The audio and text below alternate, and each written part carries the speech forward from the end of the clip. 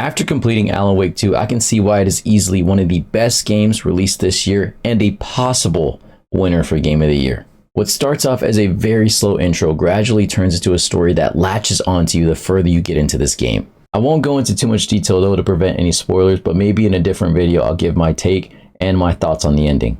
But starting off the game, you'll join FBI agent Saga Anderson and her partner Alex Casey after a series of cases have turned up and that bring you to Bright Falls years after the events of the first Alan Wake.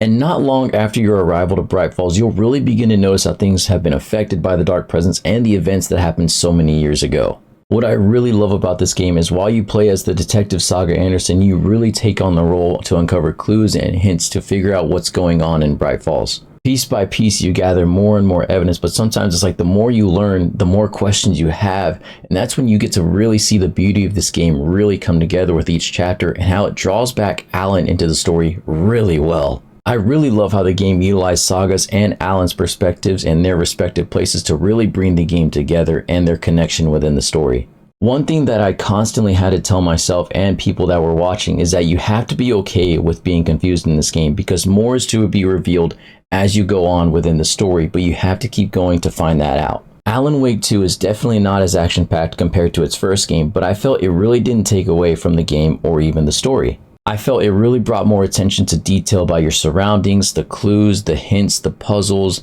things that are going on around you within Bright Falls and in the Dark Place. The game really offers you a chance to explore within different locations with collectibles, puzzles, and interactions that can really help you understand the story rather than just what's on the surface of it. I genuinely really enjoyed piecing things together in this game, but I also loved just how unpredictable things got in this game. As I neared the end of this game, it was nearly impossible for me to put down this controller because everything we've learned was coming together piece by piece and just ramping up to an amazing conclusion. I only got the chance to complete the first Alan Wake a little over a month ago, and now I've completed Alan Wake 2, and I didn't expect this series to just take a hold of me like it did. Alan Wake 2 is also just a visually stunning game with some beautiful scenery and landscapes that really bring this game to life. This was an amazing game with an incredible story and things for you to explore and dive into. The combat was also really well done, but you do need to find ways to put yourself into an advantageous situation because if you're not careful, you can get overwhelmed really easily. So you need to utilize items and things you find along the way to help you.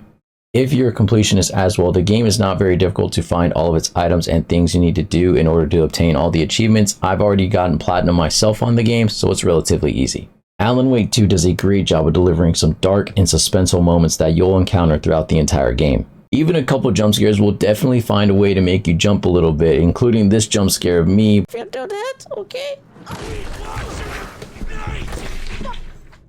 Dear